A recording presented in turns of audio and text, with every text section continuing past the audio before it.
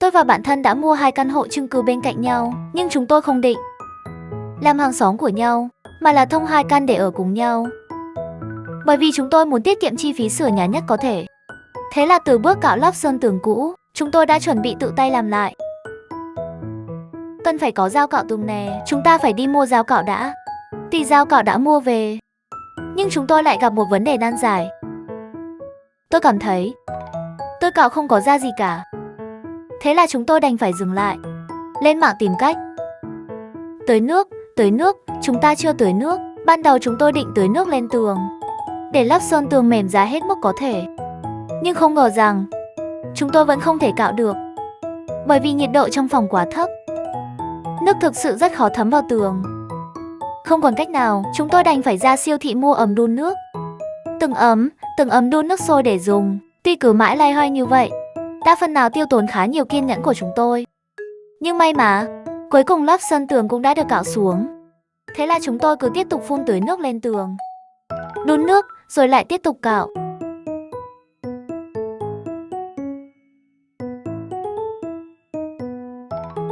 Bạn nghĩ đây là ai nào? Bạn đoán xem, mọi người cùng đoán nhé.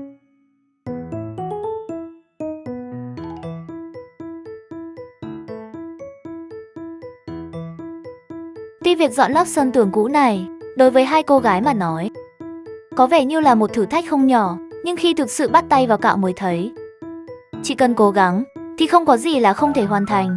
Chúng tôi nhất định sẽ dồn hết sức để căn nhà này có thể được biến thành nơi trú ẩn ấm áp nhất của chúng tôi.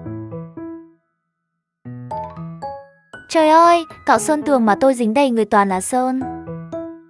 Muốn sờ thử không? Mọi người cùng chơi với tôi đi. Tôi cạo chưa đã tay nữa. Cảm giác thật sự rất giải tỏa. Nhưng không ngờ rằng, ngay khi chúng tôi định bắt đầu treo lưới chống nứt, chúng tôi lại phát hiện, tự sửa nhà dường như thực sự không đơn giản như tưởng tượng. Cứu tôi với, lưới chống nứt mãi, không dính được. Tôi thấy trên mạng chat lên có vẻ đơn giản lắm mà. Sao đến chỗ mình? Ôi trời ơi, không còn cách nào, chúng tôi đành phải dừng lại và bắt đầu từ đầu. Từng chút học kỹ thuật bả Matic. Của chúng ta có phải là quá khô không? Nhìn người ta này, nhìn như kem ấy. Của chúng ta nhìn như là... Ban đầu chúng tôi nghĩ cho thêm chút nước, để lớp Matic trở nên sệt hơn, thì có thể dính vào tường. Nhưng không ngờ rằng, chúng tôi vẫn đánh giá thấp độ khó của công việc này.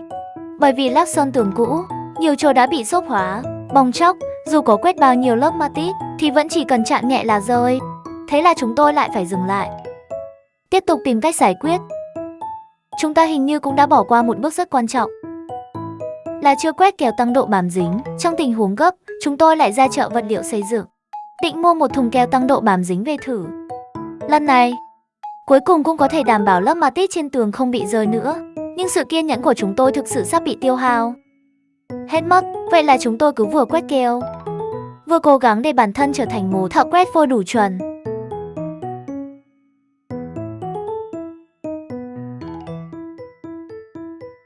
Ôi trời, giấy dính đầy keo với bột bả Matic rồi. Cậu mau cạo giùm tôi đi. Sáng sớm ngày hôm sau đó, tuy là lần đầu tiên quét Matic, chúng tôi thực sự thấy công việc này không hề đơn giản.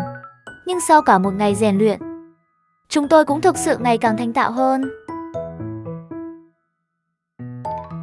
Biến nơi đây thành ngôi nhà nhỏ, lý tưởng nhất trong lòng chúng tôi, sẽ là điều chúng tôi luôn kiên trì. Và đây không chỉ là nơi chúng tôi sinh sống, mà còn trở thành căn cứ bí mật, chỉ có 2 chúng tôi biết. Cuối cùng thì cũng đã quét xong hết rồi. Vậy bước tiếp theo chúng ta làm gì đây? Tiếp theo chúng ta sẽ giải quyết hết phần sơn phủ. Tôi và bạn thân đã mua căn nhà bên cạnh. Nhưng bởi vì có quá nhiều cư dân mạng, thực sự rất khó hiểu vì sao tôi lại mua nhà cạnh nhà bạn thân và thông nhau để ở. Vậy nên hôm nay, chúng tôi quyết định kể rõ cho mọi người nghe nguồn cơn của sự việc. Ban đầu, chỉ là vì chúng tôi thấy thuê nhà quá đắt. Bởi vì ở thành phố du lịch, cho dù là một căn bình thường, một năm cũng phải vài vạn. Thế là chúng tôi quyết định vạch ra một kế hoạch mua nhà thật tỉ mỉ, chắc chiu. Tuy rằng nhà cửa bây giờ vì giảm giá, rẻ một cách đáng kể, nhưng chúng tôi đã tìm khắp các ngóc ngách thành phố, vẫn không tìm được căn nhà ưng ý. Nhà quá rẻ thì chúng tôi không ưng, giá quá cao thì chúng tôi lại không mua nổi. Thế là chúng tôi nghiên cứu ra Một cách mua nhà kết hợp. Chọn những căn nhà ở tầng 2 của mặt tiền kinh doanh ế ấm để thương lượng với chủ nhà, mua với giá rẻ. Tuy loại nhà này giá cả của thực rất rẻ. Và đồng thời cũng có thể vừa ở vừa kinh doanh. Nhưng bên trong không chỉ rất bí bách, mà vấn đề chính là diện tích quá nhỏ. Vậy nên ngay trước thời điểm ký hợp đồng, chúng tôi lại quyết định mua đồng thời căn bên cạnh. Tuy thực tế mỗi người chúng tôi sở hữu một căn, nhưng quyết định của chúng tôi là thông hai căn. Ở cùng nhau, về việc trang trí nhà cửa, ban đầu chúng tôi muốn thiết kế tỉ mỉ, biến nó thành nơi lý tưởng nhất. Nhưng việc mua nhà đã tiêu hao phần lớn tiền tiết kiệm của hai chúng tôi. Tuy rằng tìm công ty xây dựng cũng có thể sửa sơ qua, nhanh chóng vào ở, nhưng vì hai chúng tôi thực sự không thể chấp nhận phong cách đơn điệu, giống hệt nhau, thế là cả hai đứa với kinh nghiệm 4 năm học ở Đại học Mỹ thuật, chuẩn bị bắt đầu từ bước làm mới tường, cố gắng biến việc sửa nhà phức tạp thành một nghệ thuật do chính tay mình thực hiện. Ban đầu chúng tôi dự định tự tay làm, tiết kiệm chi phí sửa nhà, nhưng không ngờ rằng ngay bước trám mạch gạch, chúng tôi suýt chút nữa đã thất bại. Cảm giác keo trám mạch này căn bản là không bóp ra được, bởi vì nhiệt độ trong phòng quá thấp. Keo trám mạch vì lạnh nên cứng rất nhiều. Dù có dùng lực rất mạnh để cố gắng bóp ra, cũng chỉ bóp được từng đoạn. Tôi thấy người ta đều phải làm nóng trước. Chúng ta có muốn thử không? Ban đầu chúng tôi định hâm nóng keo trám mạch để chúng có thể mềm ra hết mức có thể. Nhưng không ngờ rằng chúng tôi vẫn không thể thực hiện thành công việc trám mạch, bởi vì bụi bẩn trong khe gạch quá nhiều. Cho dù là keo đã được làm nóng, cũng hoàn toàn không bám dính. Thế là chúng tôi lại phải dừng lại, mua lại đủ loại dụng cụ vệ sinh chuyên dụng, bắt đầu lại từ đầu, từng chút một làm sạch khe gạch. Tuy rằng như vậy, điều kiện tiên quyết để trám mạch cuối cùng đã được giải quyết, nhưng lần đầu làm mạch gạch của chúng tôi vẫn có chút lo lắng. Thế là chúng tôi đành phải hết sức cẩn thận, dồn hết sức làm tốt nhất có thể.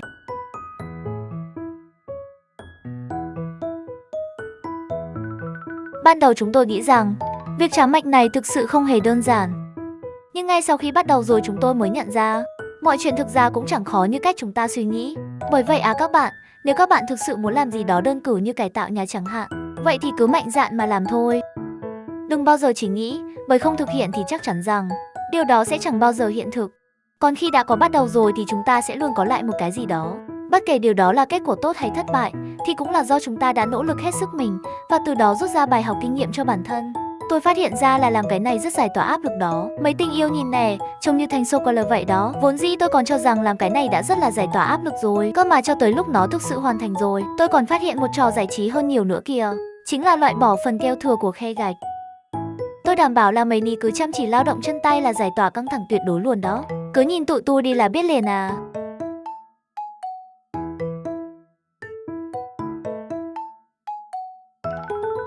Tuy rằng tôi cùng cô bạn thân cùng nhau sửa lại nhà, nhưng chắc chắn là trong quá trình cải tạo sẽ gặp nhiều vấn đề là điều không thể tránh khỏi. Nhưng chúng tôi sẽ luôn cố gắng hướng tới điều tốt đẹp hơn, cố gắng hết mình tiếp nhận các thách thức trong thời gian tới để có thể cải tạo hai căn chung cư này thành căn hộ như chúng tôi mong muốn.